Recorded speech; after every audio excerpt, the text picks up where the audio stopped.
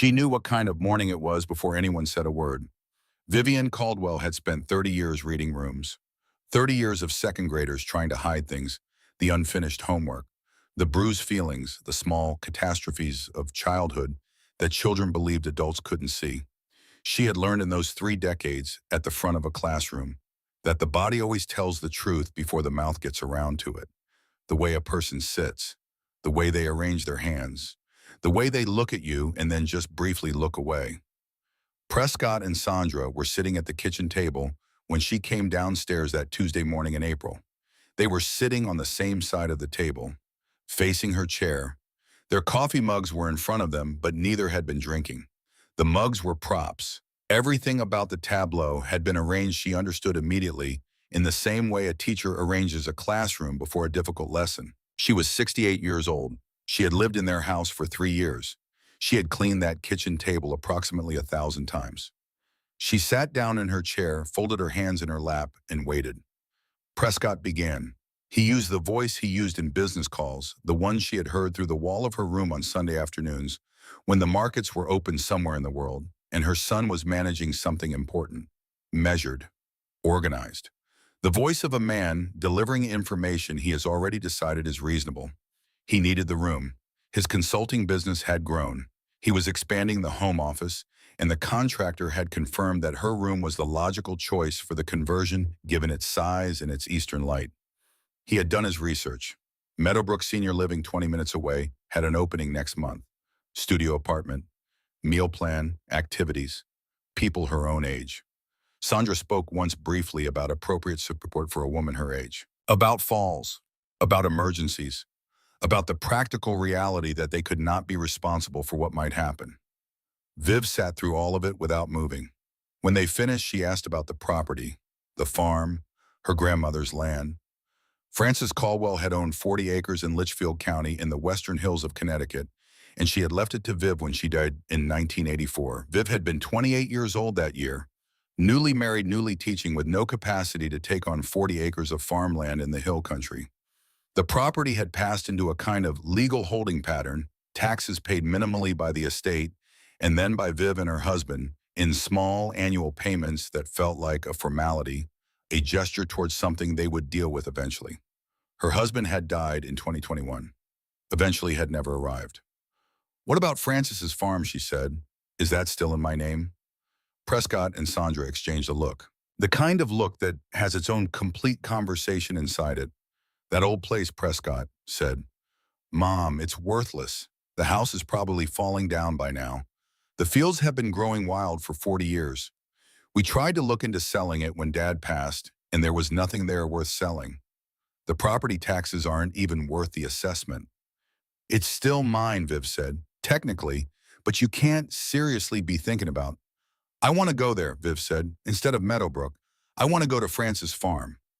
What followed was not a conversation. It was a negotiation that had already been decided on one side. Prescott explained with the patience of a man who believes he is being reasonable that there was no electricity at the property, no functioning plumbing, no services of any kind. That the house was likely uninhabitable. That a 68-year-old woman alone in a derelict farmhouse in the Connecticut hills was not independence. It was, in his word, irresponsible. Sandra said nothing. She had the expression of a woman who has made her calculation and is waiting for the arithmetic to complete itself. Then Prescott said the thing that changed everything. He said that if Viv was unwilling to accept the help they were offering, they would have to consider other options, legal options. That at her age, with no income and no support system, there were mechanisms available to ensure her safety, whether she cooperated or not. The word guardianship was not spoken. It didn't need to be. Viv sat with that for a moment, sat with the fact that her son, the boy she had raised alone for 2 years after his father first left, and then came back and then became someone she had worked alongside and loved in the complicated, durable way. You love someone you have shared a life with. Her son was sitting across a kitchen table she had cleaned 1,000 times and threatening her, politely, reasonably, in the voice he used for business calls. She stood up. Her chair made a sound on the tile floor. Both of them looked at her. "I'll be out by the end of the week," she said. "I'm going to Frances's farm." You don't need to help me move. You don't need to visit. Consider whatever obligation you feel you have to me fully discharged, Mom Prescott said. Don't be dramatic. I'm not being dramatic, Scott. I'm being clear. She looked at him for a long moment, her son, 44 years old, silver at his temples, wearing the expression of a man who has confused competence with authority. There's a difference. She went upstairs to her room and began packing. She had been a good tenant. She understood that now in the way you understand things that have been true for a long time but that you have not allowed yourself to name. 3 years of making herself small. 3 years of learning the precise dimensions of the space she was permitted to occupy in that house. The hours when the kitchen was hers, the room she moved through quietly, the opinions she kept to herself at the dinner table. When Sandra talked about the renovations and the new furniture and the landscape service that had replaced the garden Prescott's first wife had planted, she had been an accommodation. Useful in the early months when the grief was fresh and someone needed to be in the house when the children got home from school, when meals needed to appear without the parents having to think about them. And then as the accommodation became habitual, she had become invisible in the way that useful things become invisible. The thermostat, the light switch, the woman in the corner room who kept the household running and made no demands and took up in the end too much space simply by existing. She packed 3 suitcases and 4 boxes. 40 years of married life, 30 years of teaching, 68 years of accumulated living. It fit into 7 containers once she stopped trying to take anything that had belonged to the version of herself that no longer existed. She kept her grandmother's photograph, a black and white image from sometime in the 1950s, Frances standing in a field with her hand shading her eyes, looking at something outside the frame with an expression of complete attention. Viv had always loved that photograph because Frances looked in it like someone who expected to find something worth looking at. She kept her teaching journals. 30 years of observations about children, about learning about the particular patience required to believe in someone's capacity before they believe in it themselves. She kept her husband's watch. Everything else she left. Whitfield Ogren had lived 3 houses down from Viv and her husband for 22 years. He was 70 years old and had retired from the phone company 8 years earlier and now spent his time doing things he described as puttering, which Viv understood to mean that he was competent at a very wide range of practical tasks and was generous enough not to advertise his fact. When she called him and explained what she needed, he said he'd be there Thursday morning with his truck and they'd take care of it. He didn't ask her to explain. He didn't offer his opinion about her decision. He just said Thursday morning and hung up, and Viv sat for a moment with the phone in her hand and felt something she had not felt in 3 years, which was the particular relief of being treated like a person capable of making her own choices. The morning they loaded the truck, Prescott was already at his desk when Viv carried the first box down the stairs. He did not come out of his office. Sandra appeared briefly in the kitchen doorway, holding her coffee, watching Whit carry boxes through the front door. She said nothing. She had the look of someone watching a situation resolve itself in the way they had always expected it would. At the door on her last trip out, Viv stopped and looked back at the kitchen. The table she had cleaned, the window over the sink where she had stood every morning for 3 years, watching the neighbor's yard change through the seasons, the hook by the door where her coat had hung. She was not sentimental about it. She was surprised by the absence of grief for the space itself. What she felt standing in the doorway with her final box in her arms was something closer to clarity, the recognition of a thing exactly as it was without the softening that hope applies. She turned and walked out. They drove west from Hartford on Route 44, and then north on 202, and then onto roads that Viv watched narrow progressively, 4 lanes to 2 pavement, smooth the pavement cracked, and then after a county road that wound through second-growth forest, a dirt track that the GPS on Whit's dashboard regarded with evident skepticism before announcing uncertainly that they should continue for approximately 1 mile. The trees pressed close on both sides. Branches scraped the roof of the truck. Late April in the Connecticut hills meant bare maples, still showing their structure, birches white against the gray-brown forest, the ground soft and darkened from snowmelt. The track was rutted and uncertain under the tires. Whit drove slowly and said nothing. He had understood somewhere in the first hour of the drive that this was not a journey that required commentary. The trees opened without warning. One moment they were in the tunnel of the forest track.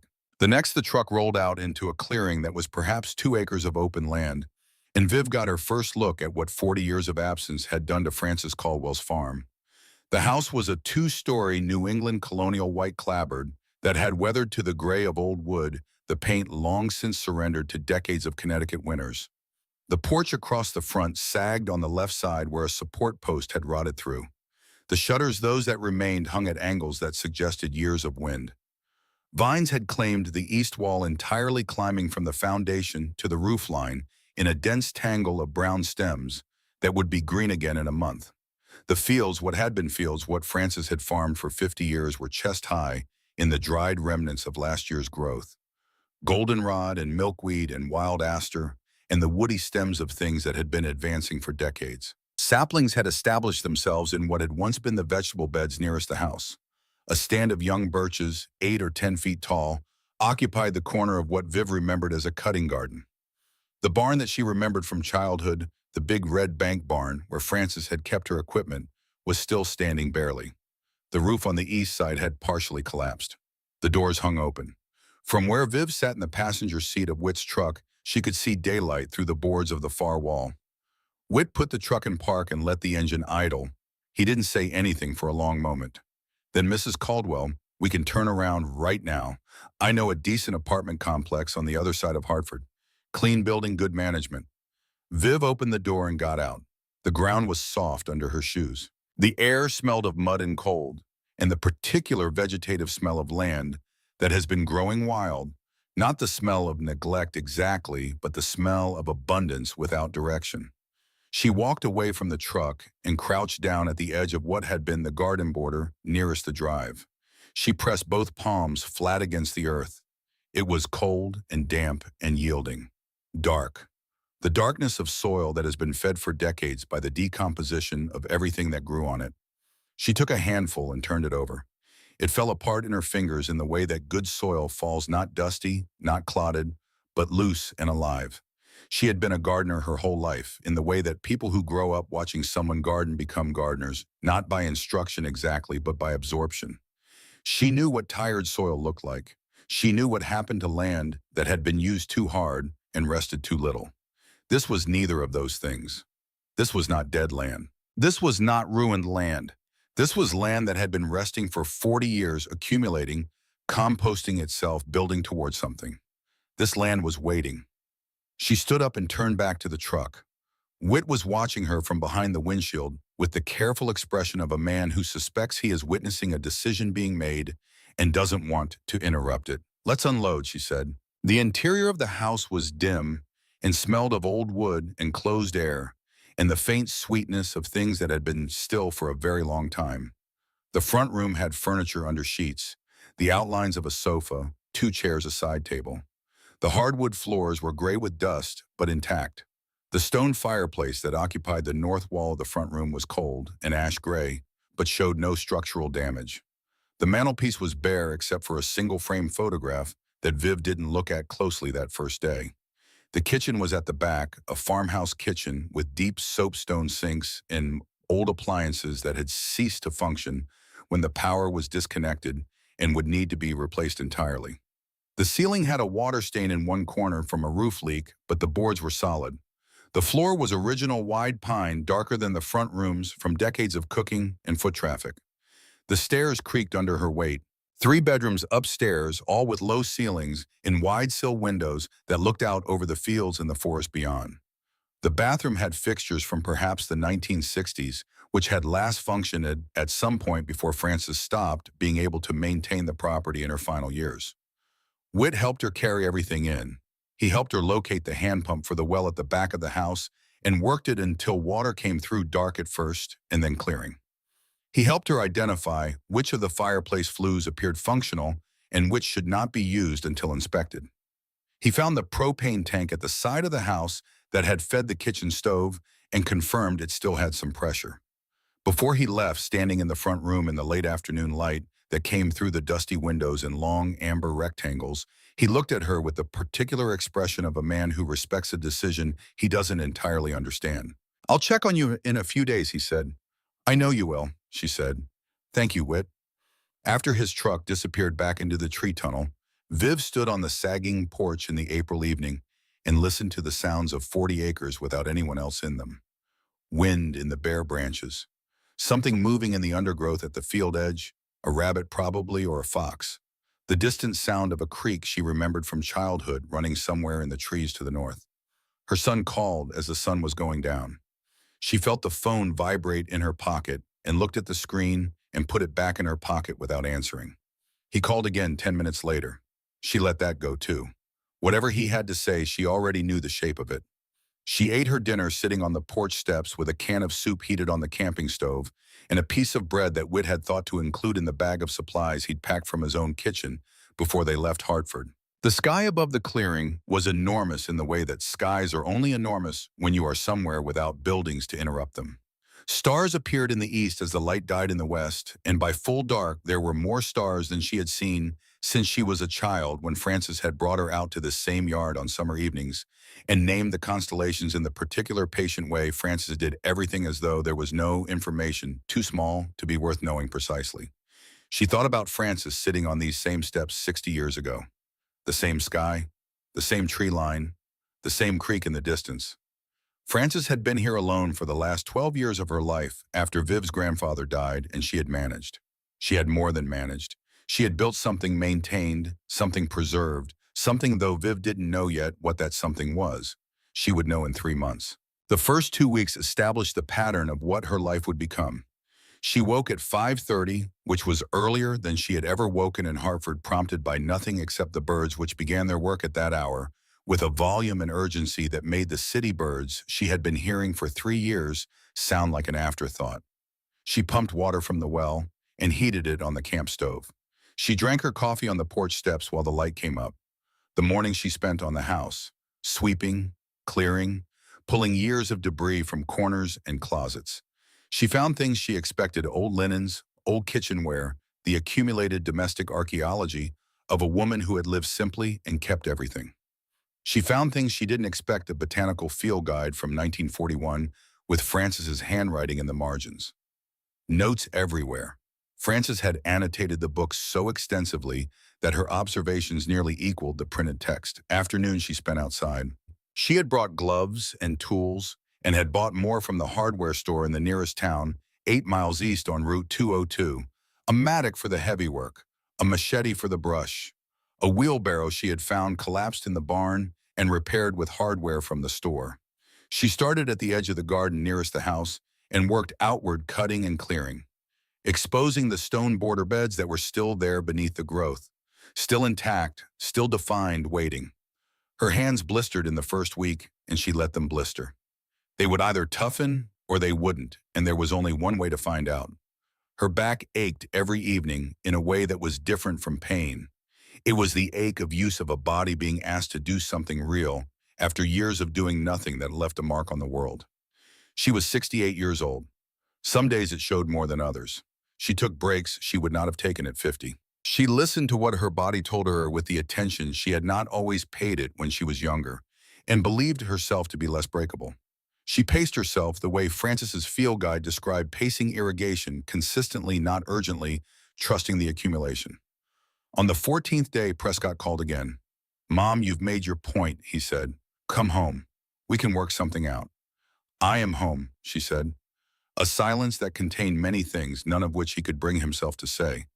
"You can't keep this up," he said finally. "You're 68 years old.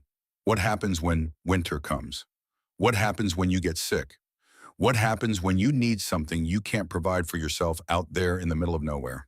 She had asked herself the same questions in the dark of several nights when the isolation and the enormity of what she had taken on had become temporarily too large to hold. She had not resolved them. She had simply gotten up the next morning and worked, which was, she was beginning to understand its own kind of answer. "I'll handle it," she told him, "like I've handled everything else." She hung up before he could respond. The silence of the farm settled back around her. Outside the kitchen window, the clearing she had worked for 2 weeks showed the evidence of her effort, a visible perimeter of order, pushing back against the wild. It wasn't much, it was something. Every morning it was more. 3 weeks in, she found the spring. She had been following the sound of water she kept hearing in the trees to the north, tracking it on a morning when the work near the house was done, and she had energy left and wanted to understand the shape of the land she had inherited. The spring was in a low place between two outcrops of gray granite, seeping up through dark earth and running in a thread through the ferns that had colonized the bank. The water was cold and clear and tasted of the stone it had come through. She knelt beside it for a long time. Frances had known about this spring, of course she had. Frances had known everything about these 40 acres, with the comprehensive intimacy of someone who has lived on land long enough to learn its moods and its tendencies and its secrets. The field guide with its annotated margins, the careful maintenance of the property for 50 years.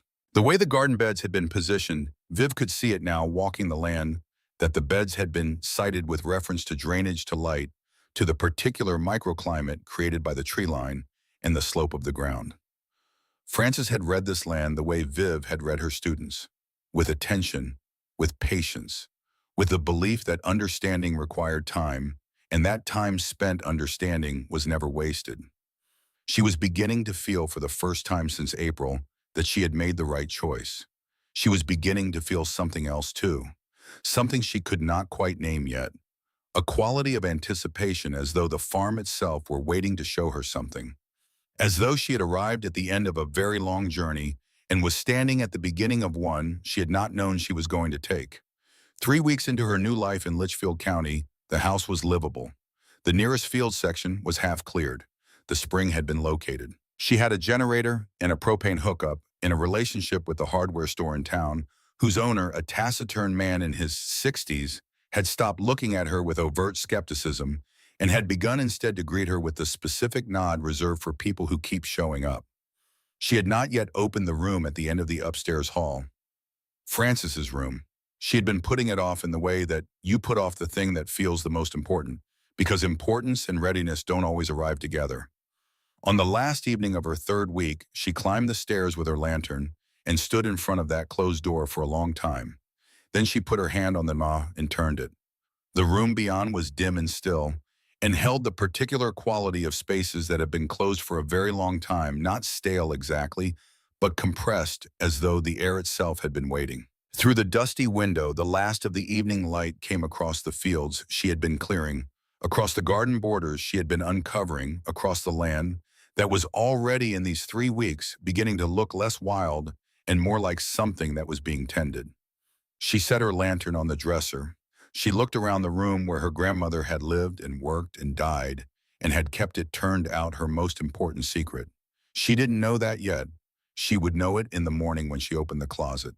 But standing in the doorway of Frances Caldwell's room, with the lantern throwing its warm light across the dust and the stillness, Vivian Caldwell felt something settle into place inside her, some alignment between herself and this place, in the particular moment in her life that she had arrived at.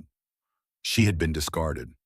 She had been reduced to an inconvenience and given the minimum required to discharge an obligation. She had come here with nothing but her own history and a piece of land that everyone agreed was worthless. And every morning she woke up in this falling down house on this overgrown farm, she felt more herself than she had in 3 years. More herself, perhaps, than she had in decades. She crossed the room and sat in the chair by the window. Outside, the stars were coming out over the clearing.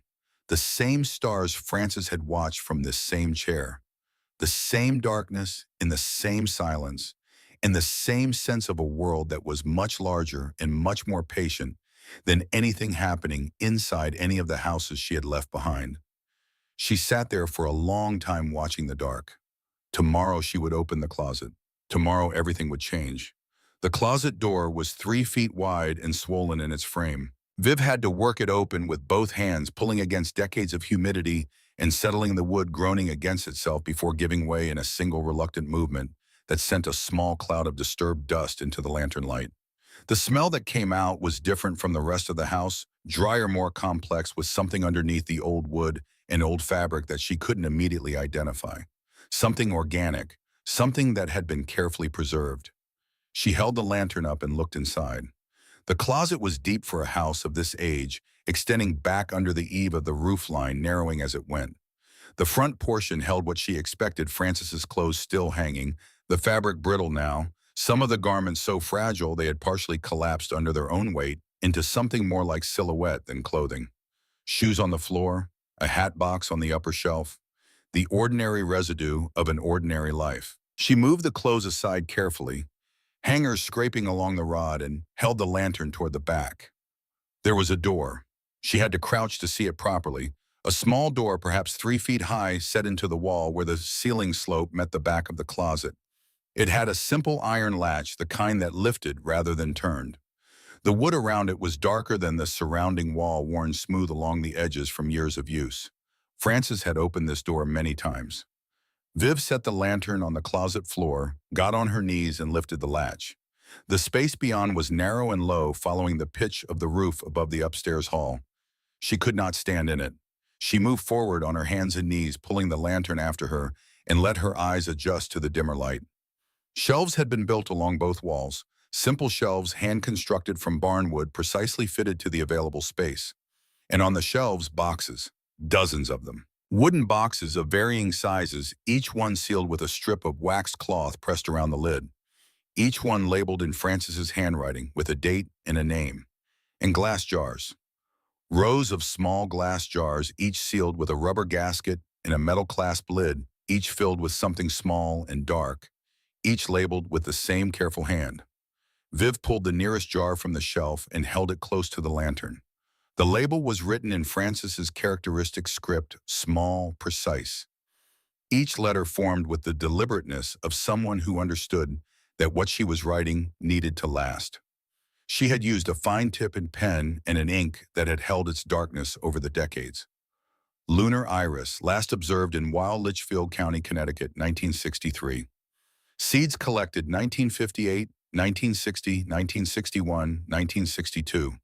Method hand-harvested, dried, 14 days, sealed in vacated air with desiccant. Notes see Journal 3 pages 44 to 67.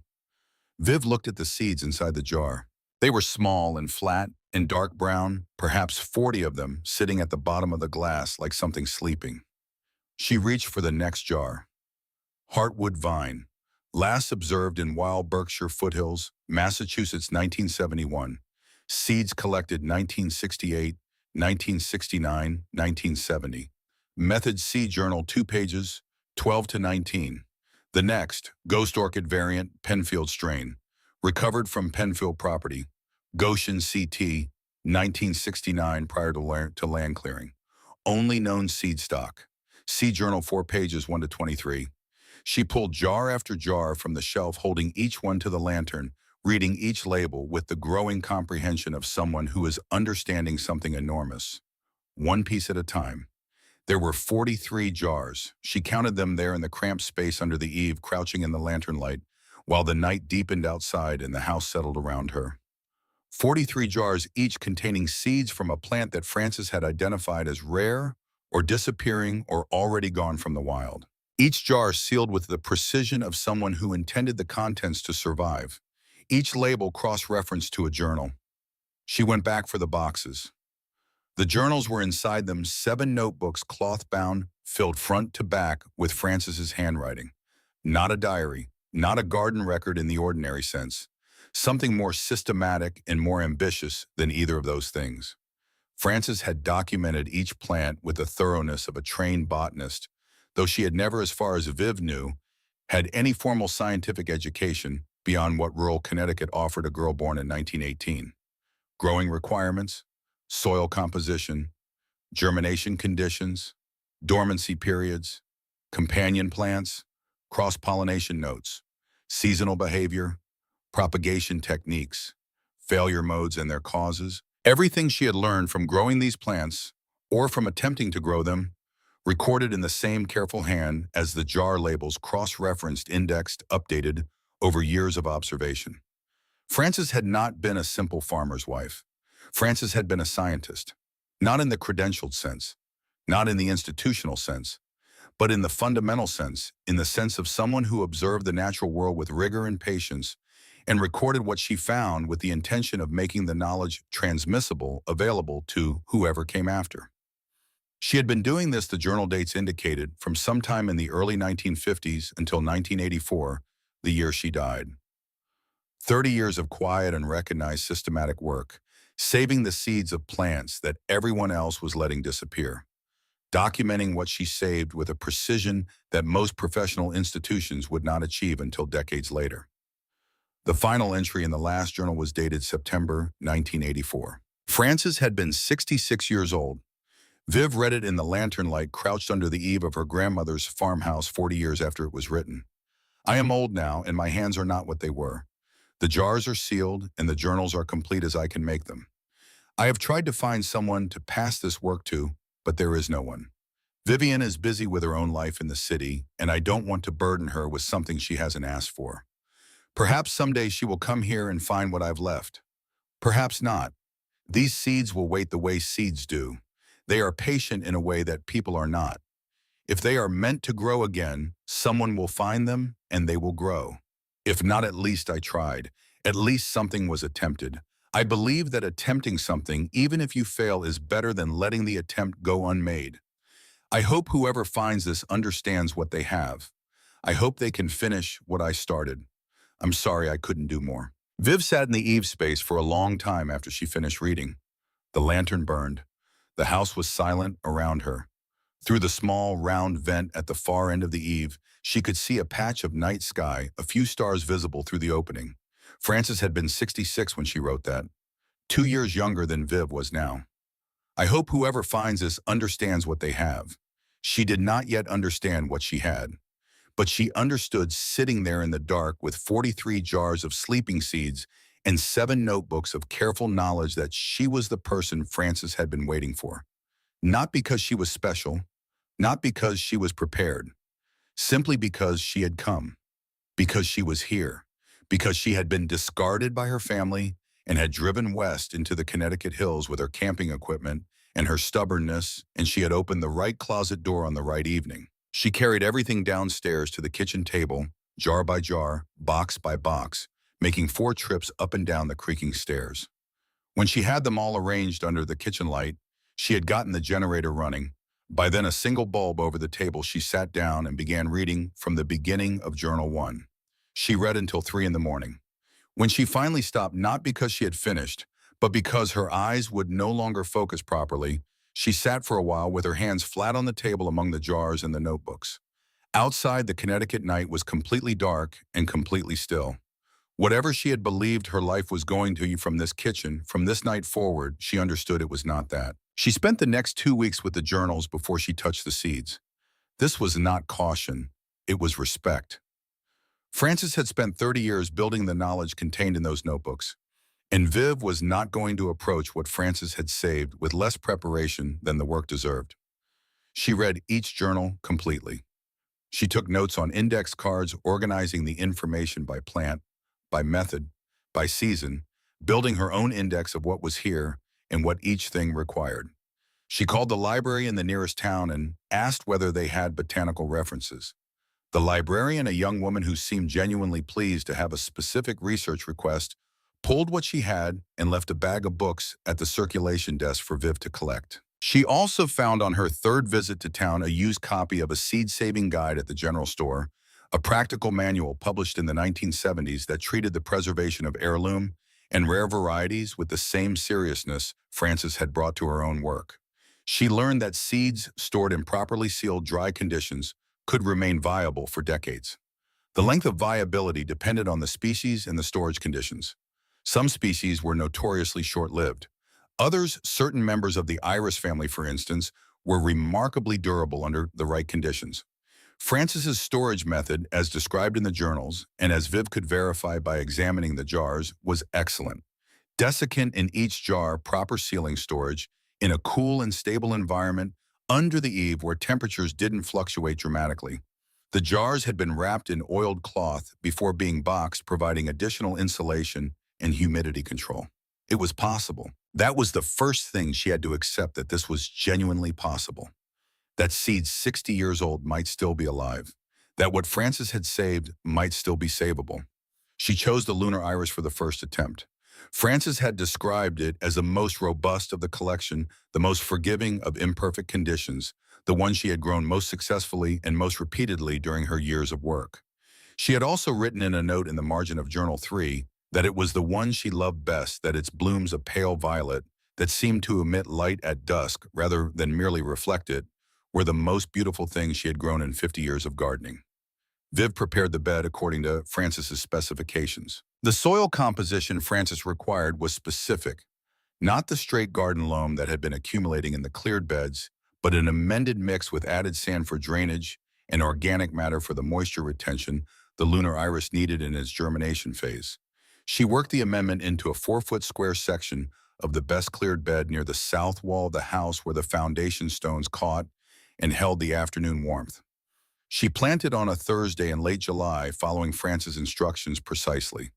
The seeds went in at 1/4-inch depth, spaced 6 inches apart into soil that she had watered the previous days and allowed to drain. She covered them with a thin layer of compost and watered again lightly with the gentle nozzle attachment she had bought at the hardware store. Then she waited. She continued the other work while she waited. The clearing continued, slowly expanding the perimeter of order around the house. The barn roof she had assessed as too dangerous to repair herself, but she had found a local contractor willing to look at it. A quiet man in his 50s who came out one afternoon and walked around the structure and told her it was salvageable, that the bones were sound, and quoted her a number that was less than she had feared. Bertie Marsh came by for the first time in the second week of August. Bertie owned the property that backed up against the north boundary of France's land, 60 acres of working farm cattle and hay that she had managed alone since her husband had died 6 years earlier. She arrived on a Tuesday morning in a truck, even older than Wits, carrying a flat of seedlings she said she'd grown too many of and didn't want to waste. She was 71 years old, built like someone who had been doing physical work her entire life, with white hair cut short and eyes that assessed everything they looked at with a directness that Viv found, after a moment of adjustment, deeply refreshing. She looked at what Viv had done to the property in 4 months, walked the cleared areas, looked at the house, stood at the edge of the planted bed where the lunar iris seeds were invisibly as yet waiting. "You're working this land alone," Bertie said. It was not a question. "Yes. What's in that bed?" "Seeds. Very old seeds. I'm trying to find out if they'll germinate." Bertie looked at the bed for a moment. "What kind of seeds?" "Iris, a variety that's been gone from the wild since 1963. Bertie looked at her then with an expression that recalibrated slightly. "How old are the seeds?" 60 years, some of them, give or take." A pause. "You expect them to grow?" "I expect to find out," Viv said. Bertie considered this. Then she set the flat of seedlings down and said, "I'll leave these here. You can plant them wherever you have space. Come find me if you need anything." That was the entirety of their first conversation. But Bertie came back the following week, and the week after that, and somewhere in the accumulation of those visits, always brief, always practical, never sentimental, she became the first real friend Vivian Caldwell had made since she was young enough to make friends without effort. On the 21st day after planting, Viv went to check the bed as she did every morning without expectation, because expectation at this point would have been a form of pressure she had learned not to apply. She saw the shoot before she fully registered what she was seeing. A single thread of green, perhaps an inch tall, emerging from the dark soil at the third row from the left. She stared at it for a long moment, crouched down, looked at it from an inch away. It was real. It was alive. It was the lunar iris, 60 years after Francis had sealed its seeds into a glass jar in the dark under the eave, pushing itself up through the soil of the bed that Francis had loved. She sat back on her heels and pressed both hands over her mouth and said nothing, because there was nothing adequate to say. By the following afternoon, there were 9 shoots. By the end of the week, there were 22. She photographed each one. She wrote in the notebook she had started keeping in imitation of Francis, recording germination dates, shoot heights, soil temperature, weather conditions. She moved through the days with a quality of attention she had not felt since her best years in the classroom, when she had a student who was on the edge of something and she could feel the understanding about to arrive. Then October came. October in the Connecticut hills means the end of the growing season. It means nights that drop below freezing and mornings that arrive with the white evidence of that freezing on every surface. Viv knew this. She had known it abstractly as a fact about the climate she had grown up in. She had not fully calculated what it meant for seedlings that were 2 inches tall and growing in an unprotected outdoor bed. The first hard frost came on the 9th of October. She knew it was coming the afternoon before. She had been watching the forecast on her phone and the numbers had dropped through the evening, and she had gone out at dusk and looked at the seedling bed and understood that she needed to cover them and had gone to the barn for the frost cloth she had bought against exactly this contingency. The frost cloth wasn't there. She had moved it when she reorganized the barn storage in September, and she had a clear memory of deciding where it should go. But when she went to that location, it wasn't there, and she spent 40 minutes in the darkening barn with her flashlight looking for it, while the temperature dropped and the stars appeared with the hard, cold brilliance. That means no cloud cover and the full weight of the night sky releasing its cold. She found the frost cloth at 10 o'clock at night, folded behind a shelf in the corner of the barn where it must have slipped. She carried it to the bed and knelt down to spread it, and the moment her knees touched the ground, she felt the cold in the soil and looked at the seedlings in the flashlight beam and understood that she was too late. Not by much, by hours maybe, but too late. She spread the cloth anyway and weighted its edges with stones and went inside and woke up at 5 the next morning and went back to the bed and lifted the cloth. Every shoot was dead. They had collapsed flat against the soil, the cellular structure of each one destroyed by the freezing, the green color already going to the gray-brown of plant tissue that would not recover. 22 seedlings, 10 weeks of growth. Francis's 60-year-old seeds that had germinated against every expectation. Gone. Viv crouched over the bed for a long time. The morning was cold and very bright. Her breath made small clouds in the still air. Around her, the 40 acres of the farm were quiet in the particular way of October mornings, everything drawing back into itself, the year releasing its grip on abundance. She thought about Prescott, about his voice on the phone, what happens when things go wrong, what happens when you need something you can't provide for yourself. She thought about Meadowbrook Senior Living and its studio apartments and its meal plans and its activities for people her age. She thought about Francis in 1984, writing in the last journal, at least something was attempted. I believe that attempting something, even if you fail, is better than letting the attempt go unmade. She was still there when Bertie's truck appeared on the drive 20 minutes later. Bertie parked and walked to the bed without being told what had happened, looked at the collapsed seedlings under the lifted frost cloth, stood beside Viv in the cold, bright morning. "You didn't fail," Bertie said after a silence. Her voice was matter-of-fact, the way of someone who has lost crops and animals and seasons of work and understands that none of those losses are the same as the end. "You learned that you need a greenhouse. That's a different thing." Viv looked at the dead seedlings. Then she looked at Bertie. Then she took the notebook from her jacket pocket and turned to a blank page and said, "What does a basic greenhouse cost to build on a budget?" Bertie looked at her for a moment with an expression that contained, Viv thought, something close to respect. She pulled out her own phone and they sat on the overturned buckets she had been using as outdoor seating since September, and they worked through the numbers together in the cold October morning, while the dead seedlings lay flat in the bed, and the sky above the farm was the deep, serious blue of a New England autumn day. The greenhouse went up in November and December, which was not ideal timing for construction work in Connecticut, but which was the timing that was available. Whit came out for 2 weekends with tools and help with the framing. Bertie contributed materials she had stored from a greenhouse she'd built and subsequently modified on her own property. The structure that resulted was modest 12 feet by 20 polycarbonate panels on a pressure-treated frame, a small electric heater for the worst nights run off the generator, but it was sound and it was hers, and she built most of it herself. She replanted the lunar iris seeds in December inside the greenhouse in the amended soil mix Francis's journal specified. This time she had the controlled environment she should have had from the beginning. This time she had a thermometer mounted on the wall and a log she checked 3 times a day. This time she had done, as she had not quite done, the first time, everything the work required. She waited through the winter. Celestine Pruitt found her in January. Cellie was 66 years old, a widow from the town 8 miles east, who had heard about the woman doing something with plants on the old Caldwell property and had driven out one afternoon on a road that was icy at the edges to see for herself what was happening. She stood in the doorway of the greenhouse, looking at the planted flats and the carefully labeled jars on the shelf Viv had built along the north wall, and said that she had nothing to do, and that she used to garden before her husband got sick, and that she was willing to help if help was wanted, and she said all of this with the slightly defensive directness of a person who expects to be turned away. Viv showed her the journals, showed her the jar collection, explained what Frances had done and what she was attempting to continue. Sally sat on the overturned bucket that served as the greenhouse's only seating and read the last entry of the last journal with her reading glasses pushed up on her forehead and her lips moving slightly. Then she looked up and said, "Your grandmother sounds like someone I would have liked," she was Viv said. "I'm only now understanding how much." Sally came back every week after that.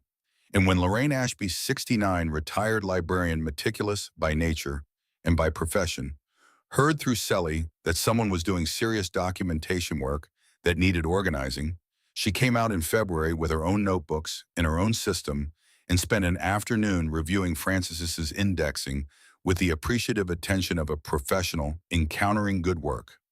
By March, the greenhouse was a place where three women spent regular time. They didn't talk about being discarded or about loneliness or about the particular invisibility that settles over women of a certain age in a culture that has decided they are finished. They talked about germination rates and soil pH and the optimal humidity for orchid propagation. They talked about Frances. They worked. The lunar iris showed its first shoots on the 4th of March. 12 of them emerging from the warming soil of the greenhouse flats, green and definite and entirely alive. The blooms came in May. Not all of them bloomed that first season. Some of the seedlings were not mature enough, and the iris required, according to Frances's notes, 2 full growing seasons before it would flower reliably. But 6 of the 27 plants that had germinated and survived the winter were far enough along in their development, and they bloomed in the second week of May in the greenhouse, and they were exactly what Frances had described. The petals were a pale violet that in ordinary light looked like any other lavender iris. But in the low angle of late afternoon light, something happened. The petals seemed to catch and hold the light differently from any other flower Viv had grown, not reflecting it exactly, but transmitting it as though the petals themselves had a faint luminosity, as though they were generating something from inside rather than simply receiving it from outside. Hence the name. Hence Frances's note worth the wait. Viv stood in the greenhouse in the May evening and looked at them for a long time. Then she took photographs. Careful photographs with the light managed as well as she could manage it with the equipment she had showing the blooms at their best. She posted them the next morning on the simple social media account that Whit's granddaughter had helped her set up the previous fall. She wrote the caption herself without help. She had always been good with words. 30 years of writing report cards and parent letters had given her the ability to say something true and specific in a short space. She wrote, "My grandmother Frances preserved these seeds in the late 1950s and early 1960s. The lunar iris was last observed growing wild in Connecticut in 1963. These bloomed yesterday in a small greenhouse on her farm in Litchfield County. She saved them so they wouldn't be lost. I planted them so they could be found again." She posted it and put her phone in her pocket and went back to work. By the following evening, the post had been shared 4,000 times. By the morning after that, her phone had stopped being a device she could use in the ordinary way and had become something that demanded constant management. Messages from strangers, comments by the hundreds, shares from accounts she had never heard of in communities she hadn't known existed, seed-saving groups, botanical conservation organizations, rare plant enthusiasts, academic researchers, journalists, and then the call from the University of Connecticut. The botanist who called was a professor of plant conservation who spoke with the barely contained urgency of a scientist who has seen something that should not be possible and is trying to be professionally measured about it. She said that if the photographs were genuine, and she had to emphasize that verification was required, and she asked whether she and a colleague could come to the property to see the plants in person and examine the seed collection. She came 3 days later with a graduate student, and they spent 6 hours in the greenhouse, in the eave space under the roof, and at the kitchen table with Frances's journals. And when they were done, the professor sat across from Viv with the expression of someone who has just redone a calculation several times and arrived at the same extraordinary result. "Mrs. Caldwell," she said, "I need you to understand what you have here. The lunar iris alone would be significant. But the full collection, if the germination rates on the other species approach what you've achieved with the iris, this is one of the most important private botanical collections in the northeastern United States, possibly in the country. These are species that botanical gardens have been searching for decades. Some of these seeds represent the only known viable genetic stock of plants that are extinct in the wild. She paused. People are going to want to buy this, she said carefully. All of it. Organizations with significant resources are going to make offers. I want to make sure you understand that before anything else happens. Viv looked at her across the kitchen table. At the jars arranged on the shelf Viv had built. At the notebooks stacked in the order Lorraine had organized them. At the blooms visible through the greenhouse window in the May afternoon light. My grandmother, she said, spent 30 years preserving these so they would keep living, not so they could be purchased. She looked at the professor.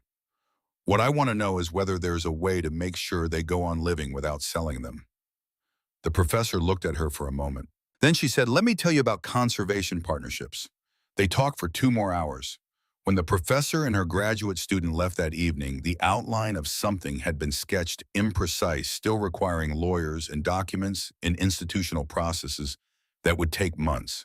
But the direction was clear. Viv stood on the porch after their car disappeared down the track and looked out at the farm in the May evening. The greenhouse glowing faintly against the darkening field, the cleared beds waiting for the rest of the season's planting, the birches that had colonized the old cutting garden moving lightly in the evening air. She thought about Frances, about 30 years of quiet work, and then a final journal entry that was, she understood now, not resignation but trust. The patient-specific trust of someone who has done everything she can and is leaving the rest to the nature of things. The nature of things, it turned out, was this: a granddaughter who had been discarded by her family and had arrived at a ruined farm in the Connecticut hills with nothing but stubbornness and grief, and had opened the right door and had understood what she found there. Inside the house, her phone was ringing again. She didn't go in to answer it. Whatever it was could wait. She sat on the porch steps where she had eaten her first meal on this property 14 months ago, a can of soup in the April dark, and she watched the greenhouse windows glow in the dusk, while somewhere behind her she could hear the sound of the creek that Frances had also heard from this same spot for 50 years. Some things persisted. Some things waited.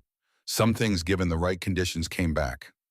The partnership agreement with the University of Connecticut took 4 months to finalize. 4 months of phone calls and document reviews and conversations with an attorney in Litchfield who specialized in nonprofit law and who had initially, when Viv first called him, assumed she was inquiring on behalf of an organization that already existed. When she explained that she was a 68-year-old woman who had been living alone on a 40-acre farm for 14 months and wanted to understand how to convert that farm into a federally recognized conservation nonprofit, there had been a pause on the line that contained several things, including recalibration. He took the case. He was good at it. And by July of 2025, 14 months after Viv had driven west from Hartford with 3 suitcases and 4 boxes and the address of a property everyone agreed was worthless, Caldwell Farm was legally and formally the Caldwell Botanical Conservation Trust, a 501c3 organization registered with the state of Connecticut and recognized by the IRS, with a board of directors that included the university professor Lorraine Ashby in her capacity as documentation director, and Viv herself as founder and executive director. She had structured it carefully with the attorney's guidance and with a precision that would have made Frances proud. The land could not be sold. The seed collection could not be dispersed for commercial purposes. Any propagation and distribution of the preserved species had to be directed toward conservation organizations, botanical gardens, or educational institutions. The farm would operate as a living seed bank and educational center in perpetuity, and in the event that Viv was no longer able to manage it, governance would pass to the board rather than to any individual heir. She had signed the final documents on a Thursday afternoon in the attorney's office in Litchfield, with Bertie sitting in the chair beside her because Viv had asked her to be there, and Bertie had come without asking why. That evening back at the farm, she had opened one of the 6 bottles of wine she had received as gifts from various people who had heard about the lunar iris and wanted to mark the occasion somehow, and she and Bertie and Sally and Lorraine had sat on the restored porch and watched the summer evenings settle over the fields and said very little because very little needed to be said. The following week, her son called. She let it go to voicemail. Then she listened to the message, which was brief and carefully worded in the way of a man who has consulted with someone about how to phrase something. Prescott said he had been following what was happening at the farm. He said he thought it was remarkable. He said he would like to come visit when she had time. She did not call him back immediately. She thought about it for several days in the way she thought about things that mattered, not urgently, not anxiously, but with the steady attention she brought to problems in the garden that required understanding before action. Then on a Saturday morning in early August, Prescott arrived. He came without calling first, which told her something. A man who calls ahead is managing the encounter. A man who simply arrives has run out of management and is doing something more honest than management, though he may not know it yet. She was in the greenhouse when she heard the car on the track. She stayed where she was, checking the humidity gauge on the wall and making a note in her log about the ghost orchid variants that had shown their first true leaves the previous week. Sally was working at the potting bench at the far end, and she looked up at the sound of the car and looked at Viv, and Viv shook her head slightly, and Sally went back to what she was doing. She heard the car door, footsteps on the gravel she had spread on the path from the parking area to the house. A pause. Then more footsteps moving away from the house toward the greenhouse, because the greenhouse was impossible to miss. Now 12 by 20 feet of polycarbonate panels catching the August light, connected by a covered walkway to the barn that the contractor had repaired the previous spring, and which now served as the farm's workshop, storage, and teaching space. The greenhouse door opened. Prescott stood in the doorway. He was wearing clothes that were not quite right for a farm visit. Good trousers, a collared shirt, leather shoes that were already showing the dust of the gravel path. He was 44 years old and looked, she thought, somewhat less assured than the last time she had seen him, which had been the morning she carried her last box through his front door in Hartford. He looked around the greenhouse, at the benches of seedlings in their carefully labeled flats, at the jars arranged along the north wall shelf, each one tagged with Lorraine's archival labels, at the 6 lunar iris plants in their individual pots, 3 of them currently in bloom, their pale violet petals doing the thing they did in afternoon light, the thing that had stopped the university professor mid-sentence on her first visit. He looked at all of it for a long time without speaking. Then he looked at his mother. "This is remarkable," he said. "Mom, this is genuinely remarkable." "Yes," she said. "It is." Another pause. She let it sit. She had learned in 30 years of teaching that the pause after the obvious statement is where the real thing is waiting to emerge, and that the most important skill was not filling it. "How are you?" he said finally. "Are you well?" "I'm very well." She set down her log. "Better than I've been in years." "Come inside.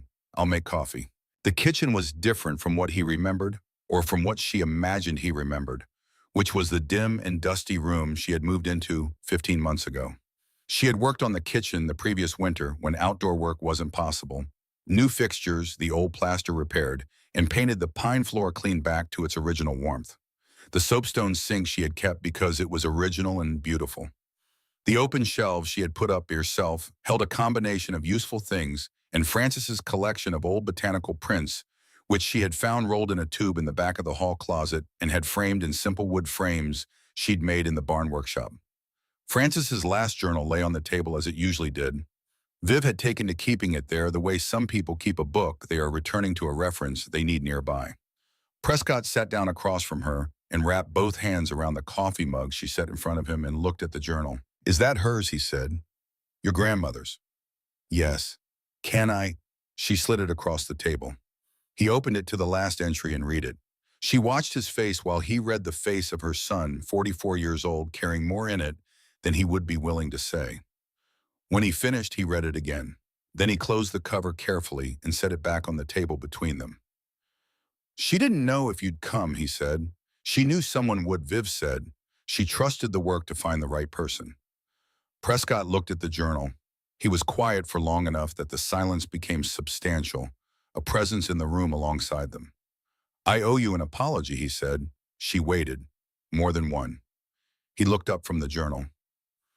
"What I said, the way I handled it, the guardianship comment," he stopped.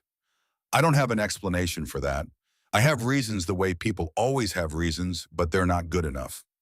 I knew that when I said it anyway." She had rehearsed this conversation in her mind many times in the months after leaving Hartford, in the way that people rehearse conversations they believe they will eventually need to have. She had rehearsed versions in which she said everything she felt clearly and without softening. She had rehearsed versions in which she said very little and let him sit with the weight of it. What she had not rehearsed was the version she found herself in, which was the version where he said it before she did, and where the saying of it was genuine and where she had to decide in real time what she wanted to do with that. She thought about Francis, about the last journal entry and its quality of having said what needed to be said, and then letting the rest take whatever form it would take. I hope whoever finds this understands what they have. I know you do, she said. I've known it for a while. He looked at her. You've been following what's happening here, she said. You said so in your message. Yes. For how long? He was quiet for a moment. Since the lunar iris post, he said. Sandra saw it first. She showed me. He paused. I didn't know how to reach out. I wasn't sure you'd want me to. I wouldn't have, Viv said honestly. Not then. And now. She looked at him across the table. Her son. Not the man who had sat on the other side of a Hartford kitchen table and threatened her. The man under that man, the one who had existed before the success in the house, and the calcified certainty that competence was the same thing as wisdom. She could see him if she looked past the last 3 years to the longer story. She could see where he had come from, and what had shaped him, and what the shaping had cost him, the way you see those things in people you have known from the beginning. I've been thinking about what this place is for, she said, what Francis built it to be. She looked at the journal between them. She built it so that what she knew wouldn't die with her, so that what she cared about would outlast her. She didn't build it for herself. She built it for whoever came after. She let that sit. I'm not the same person I was when I drove out here, she said. I don't want the same things from you that I wanted then. I don't want an apology to fix anything because it won't.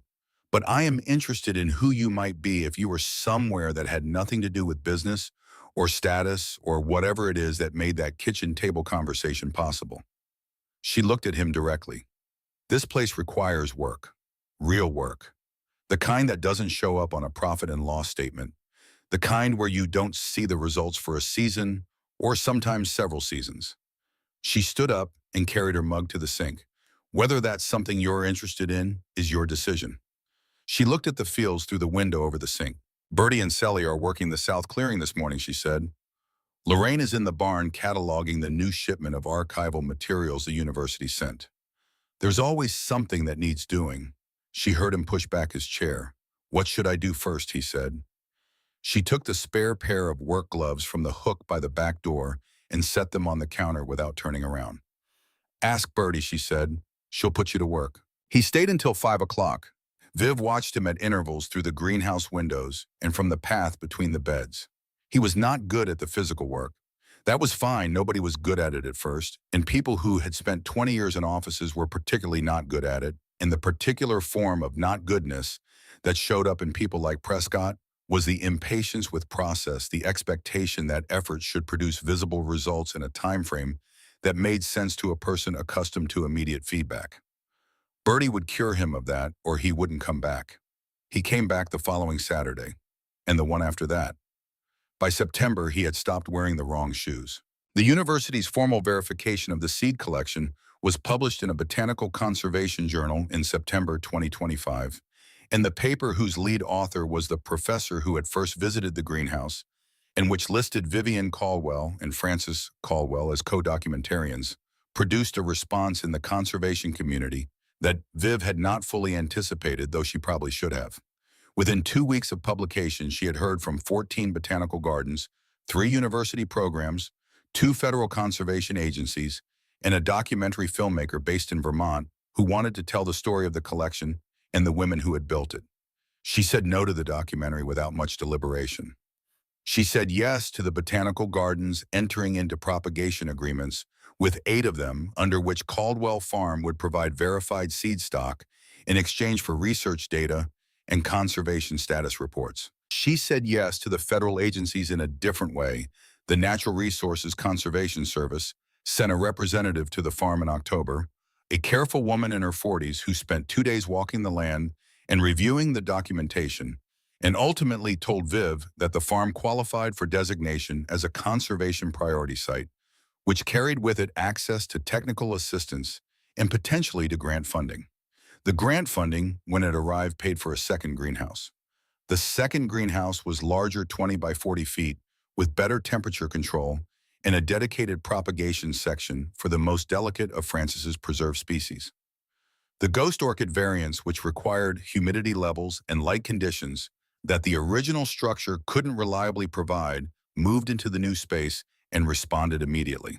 The heartwood vine, which Francis had noted as requiring particular conditions for germination that she had never quite successfully replicated herself, germinated on the third attempt in the controlled environment of the new house, its heart-shaped leaves appearing in November, with the quality of something that has been waiting a very long time for exactly this.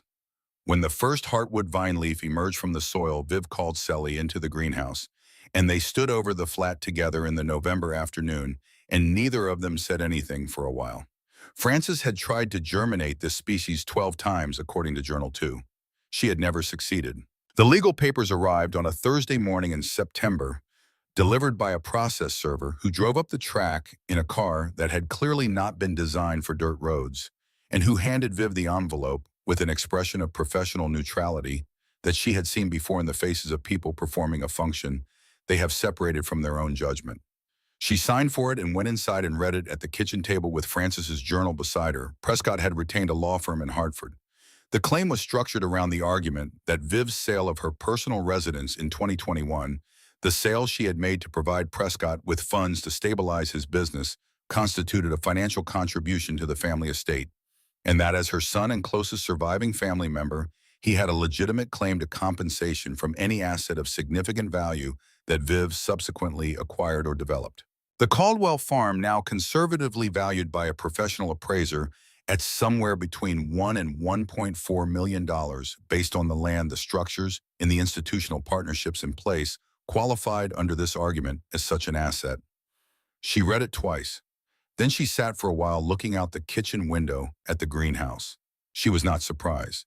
This was the thing she had understood without fully forming the thought from the moment the university professor had said people are going to want to buy this. The value that Francis's work had produced, that Viv had realized and extended, was the kind of value that attracted the attention of people who had not done the work but believed themselves entitled to its rewards. She had simply not expected that person to be her son. She called her attorney. He listened to the claim and was quiet for a moment, and then said, "They're counting on you not wanting to fight this. They're counting on you being unwilling to spend the money and the time and the energy that a legal battle requires." "Are they correct?" Viv said. "No," he said. "But let me tell you why they're also incorrect about the substance," he explained. The 2021 sale of her home had been structured as a loan with documentation which her husband had insisted on despite Prescott's preference for a less formal arrangement. A loan was not a contribution to an estate. It was a debt that had, she now realized, never been repaid. Furthermore, the Caldwell farm had been in her name, inherited from Frances through her mother's estate unambiguously since 1984. It had no connection whatsoever to anything that had occurred in Prescott's household or as a result of Prescott's financial difficulties. Furthermore, and most relevantly, the attorney said the Caldwell Botanical Conservation Trust, registered as a 501c3 nonprofit with the IRS in the state of Connecticut, had been the legal owner of Caldwell Farm since July of this year. There was no personal asset to attach a claim to.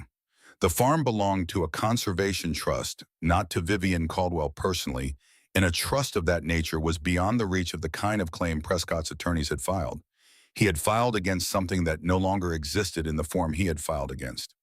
Viv listened to all of this and then asked the question that had been forming in the back of her mind since she opened the envelope. Did he know, she said, when he filed this? Did he know about the trust structure? Almost certainly, the attorney said. The trust registration is public record. His attorneys would have found it immediately. Then why file?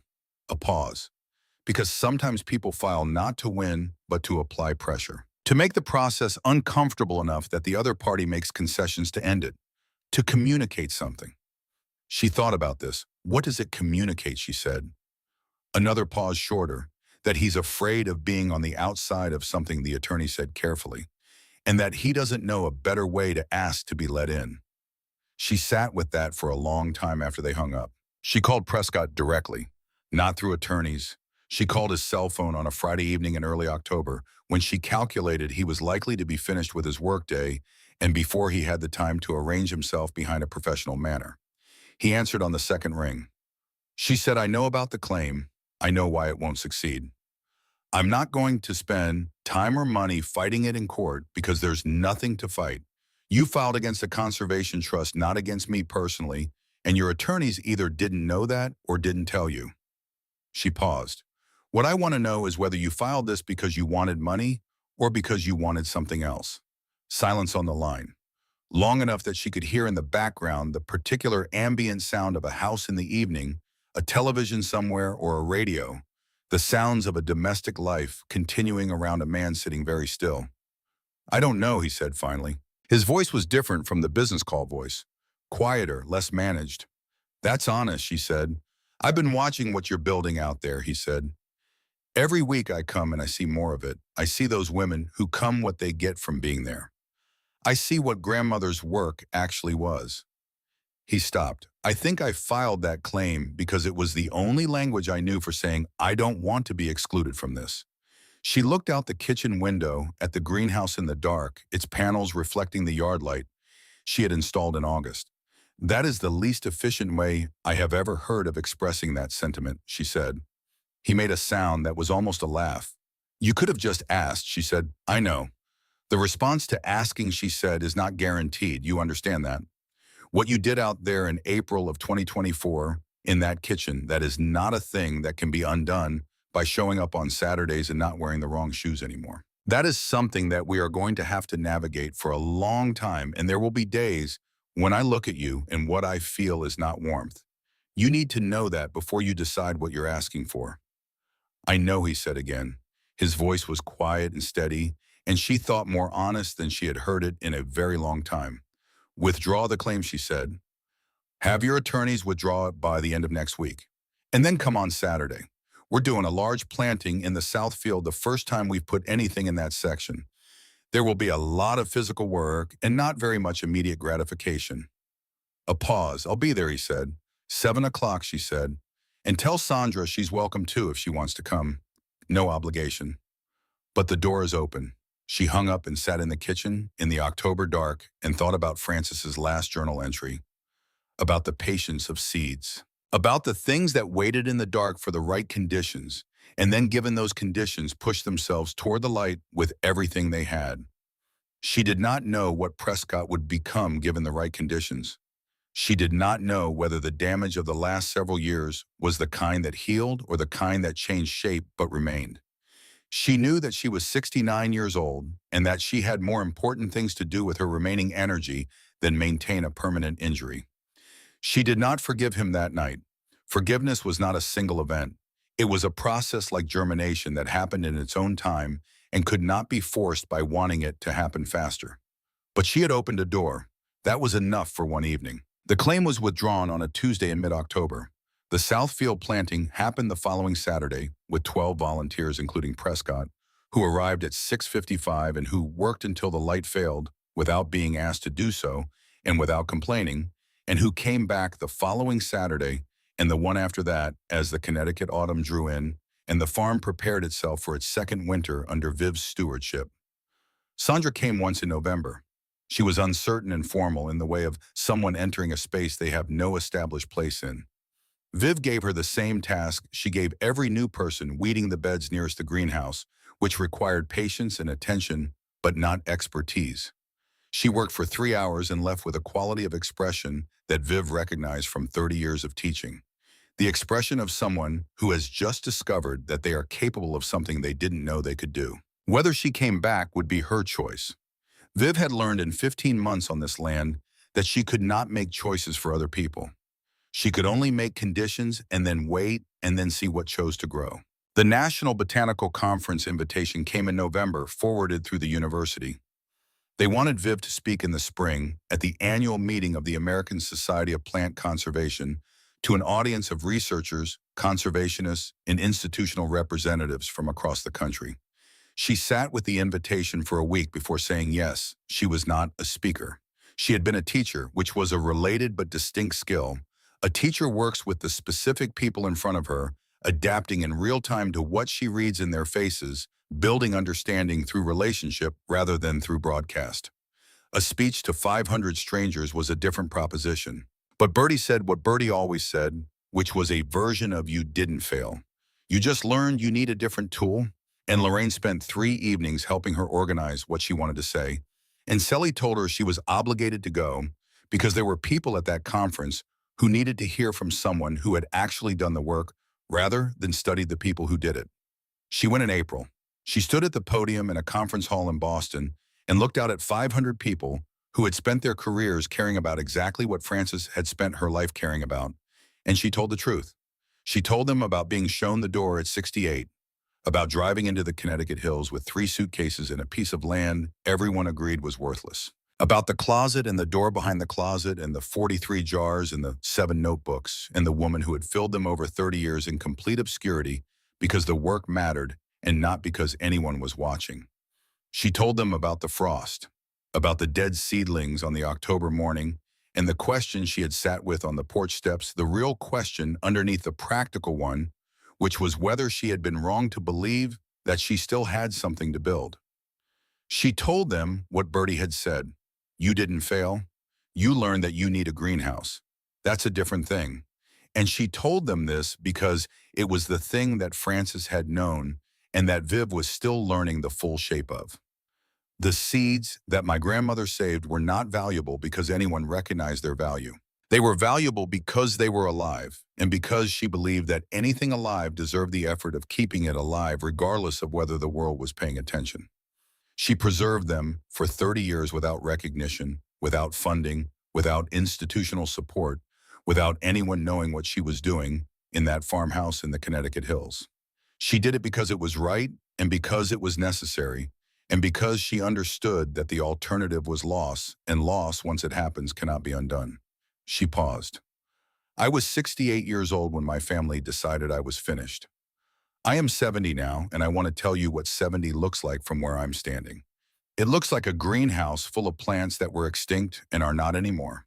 It looks like women who were told they had nothing left to offer who are doing some of the most important work I have ever witnessed. It looks like a farm that has been waiting 40 years for the right person to arrive. She looked out at the room. The right person is whoever shows up, she said.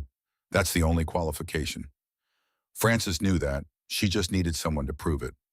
The room was very quiet for a moment. Then it was not quiet at all. She drove back to Litchfield County the morning after the conference, arriving at the farm in the early afternoon. The apple trees she had planted in March along the southern border of the property were leafing out in their first real season, small and particular against the May sky. The greenhouse panels caught the afternoon light. The barn workshop had its doors open, and she could hear voices from inside. Lorraine and a graduate student from the university who came on Thursdays working through the cataloging project that Frances had begun in the late 1950s and that was finally 60-some years later being completed. She parked and sat in the car for a moment before getting out, looking at what the farm was now against what it had been on the April morning 15 months ago when she had stepped out of Whit's truck and pressed her palms against the cold earth and understood that the land was not dead. It was not the same farm. It was not even quite the same 40 acres the south field finally cleared and planted, had added productive acreage that Frances had not managed in her final years. The second greenhouse represented infrastructure that Frances had never had. The institutional partnerships, the conservation designation, the research program were all new. But underneath all of it, the thing was the same thing it had always been. The seeds in the dark under the eave waiting, the soil rich and ready beneath the years of growth. The work that Frances had begun and that Viv had taken up and that would continue after her through the people she had trained and the organization she had built and the agreements she had signed to ensure that what mattered here would be protected from the ordinary human tendencies towards short-sightedness and greed. She had built something that would outlast her. That was what Frances had wanted to do and had done in the only way available to her by sealing the seeds and writing the journals and trusting the future. Viv had done it differently with lawyers and nonprofit filings and conservation agreements and botanical partnerships because those were the tools available in the world she inhabited. But the intention was the same. The faith was the same, the faith that what you cared for carefully enough would survive you, that it would be found by whoever came after, that it would grow. She got out of the car. The afternoon was warm and smelled of cut grass and the faint sweetness of the lunar iris, which was blooming again in the greenhouse. Its second season, now more plants than last year, more blooms. The pale violet petals doing their quiet, luminous thing in the Maylight. Bertie came around the corner of the barn with a tray of seedlings and stopped when she saw Viv. "How was it?" Bertie said. "Good," Viv said. "Useful." Bertie nodded, accepting this. She held out the tray. "The heartwood vine cuttings are ready to pot on. I was about to start, but I wanted another set of hands if you had them." Viv took off her conference jacket and hung it on the porch railing and followed Bertie into the greenhouse. The work was the same work it had always been: soil and seeds and the patient, specific attention that growing things required.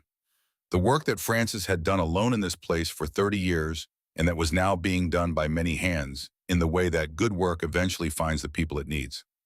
Outside the farm, stretched in all directions, the cleared fields, the planted beds, the tree line where the creek ran, the sky above Litchfield County, enormous and blue in the late afternoon.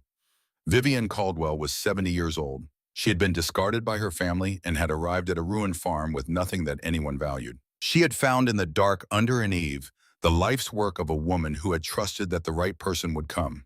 She had been that person. She was still becoming it. She pressed her hands into the warm soil of the greenhouse bench and began to work. And the afternoon moved around her the way afternoons move around people who are exactly where they are supposed to be: unhurried, generous, full of the ordinary and extraordinary light of a world that is, when you look at it carefully enough, still capable of producing things more beautiful and more durable than anything that tried to diminish them. The lunar iris bloomed in the greenhouse. The heartwood vine sent out its first tendrils in the new pot. Somewhere in the second greenhouse, the ghost orchid held its white blooms in the filtered light, ethereal and stubborn and alive. Everything Frances had saved was still growing. Everything Viv had planted was still growing. And there was more to plant. There was always more to plant. She got to work.